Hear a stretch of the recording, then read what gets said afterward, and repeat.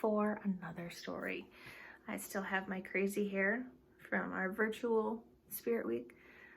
This one got caught in the woods a couple times today when we were outside on an adventure.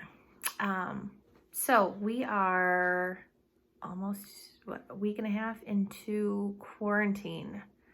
So we've been home with families and brothers and sisters, and I'm sure that you may have a brother or sister, older or younger, that's just really starting to get under your skin. You might not be your favorite person right now. My kids are starting to get that way too. So I was looking through the books I had, and I found a book by Patricia Polacco, who is one of my favorite authors. And I just happen to have a couple books still home. So I wanted to share a book with you today called My Rotten Redheaded Older Brother. Now, I'm sure some of you have a rotten older brother. I know some of you are probably the older brother or sister and have a rotten little brother or sister too. So I want to see if you can make any connections with the story as I read this to you. And see if this fits with any of your houses right now. I know that that's where my house is right now too. So this is My Rotten Redheaded Older Brother. Okay. My brother and our mother and I all live with my grandparents on their farm in Union City, Michigan. Now my babushka, my grandmother, knows lots of things. She knew just how to tell a good story. She knew just how to make ordinary things magical, and she knew how to make the best chocolate cake in Michigan. After she told my brother and me a grand tale from her homeland, we'd always ask, "Bubby, is that true?" And she'd answer, "Of course it's true, but it may not have happened." Then she'd laugh.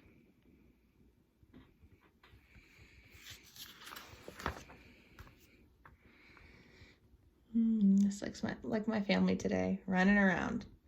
Now, I knew that she loved me all right, but I couldn't quite understand how she could even like my older brother, Richard.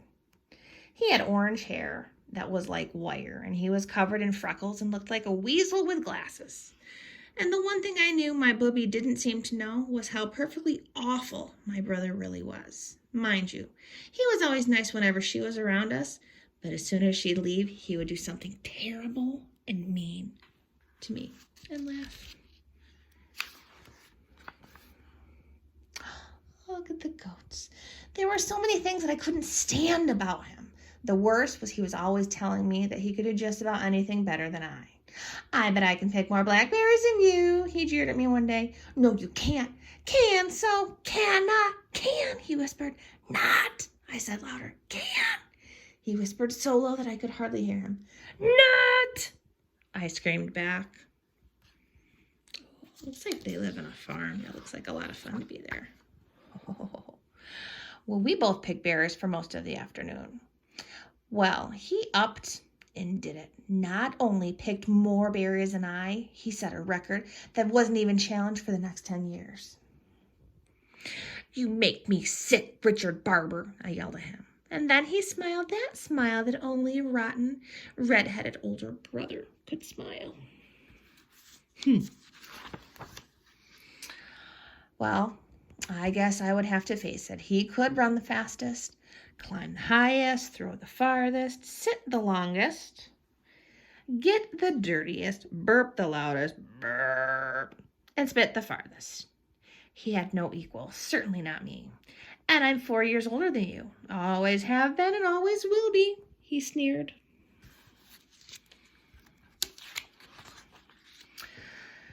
There had to be something I could do that he couldn't. Then an inspired thought confronted me one day, like a fresh breeze on a hot summer day. "Oh, Richie," I cooed as I stood next to him by the rhubarb bushes. "Do you like rhubarb?"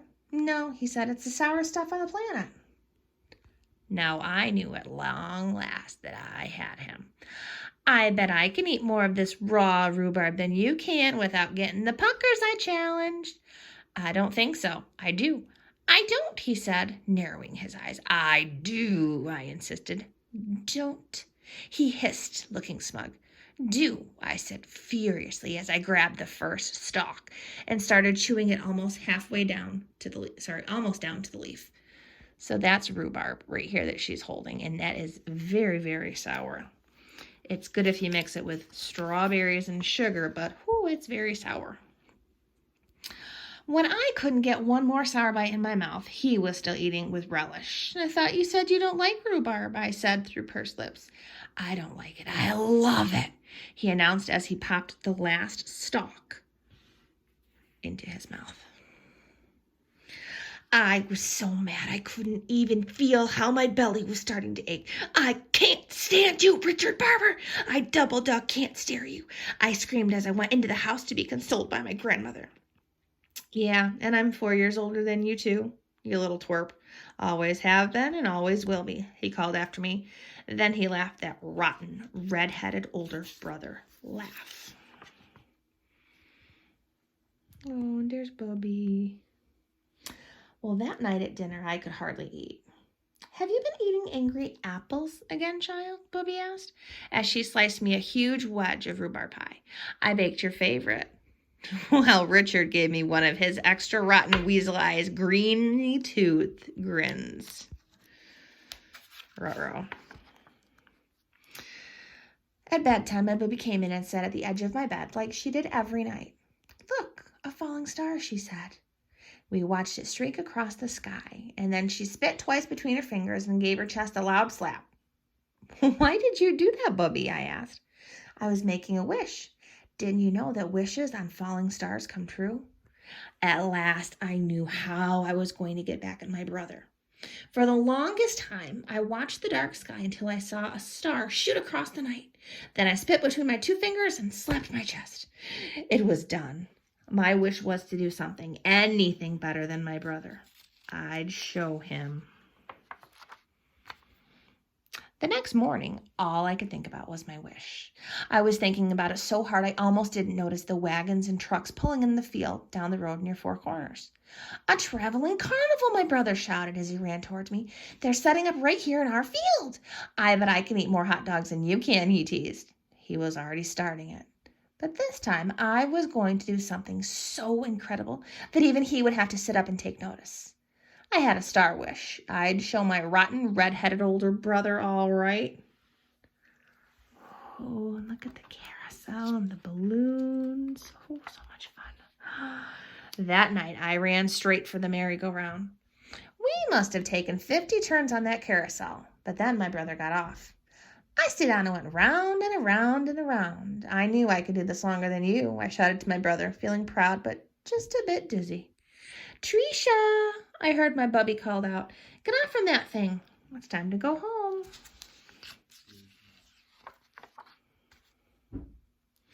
Well, the last thing I remembered was stepping off the platform. The next thing, I woke up with Bubby sitting on the edge of my bed. Mom and Grandpa were there too. You gave us a fright, Mama said. How do you feel? What happened? I asked. You fell, my rotten redheaded older brother announced with the biggest grin on his face.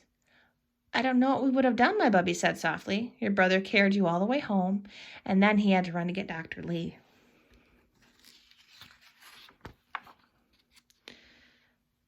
You had to have stitches. I watched it all, he said excitedly. You fell off the merry-go-round right in some pop bottles, my Gramps added. You even passed out, my brother chirped. Looks like you finally did something special. It was from that exact moment that our relationship changed somehow. Thanks, Richie, I said to him. What's a big brother for anyways, he said, blushing. The goat's out the window checking on her too. That night, we were all out in the yard on a hot Michigan night. It was my family's custom to sleep outside where it was cool. Look at those stars, Bubby said quietly. Wishes are funny, aren't they, I said. Sometimes they'll come true differently than you think they will. That's why you have to be very careful what you wish for. It just may come true, Bubby said. And she squeezed both of our hands. Hang on to the grass, she whispered. Why, Bub? My brother asked. 'Cause if we don't, we might float up to the stars. Then she leaned over and kissed us both 3 times. I kiss your eyes, and I hold both of your hearts in my good keeping. And this night I thank God that I walk this earth with both of you. Amen. Then we all just lay on our blankets in the gentle summer night. I will always be 4 years older than you, though, my brother whispered softly. Then he smiled. All of us held one another's hands, and then we all drifted off to sleep. So, what I always like about the story is they fight like cats and dogs, like most brothers and sisters do. But in the end, they know that they're there for each other. So I want you to think about that with your brothers and sisters when you're sitting there and you get on each other's nerves. Remember that they're always there for you. And so is your family. Until next time.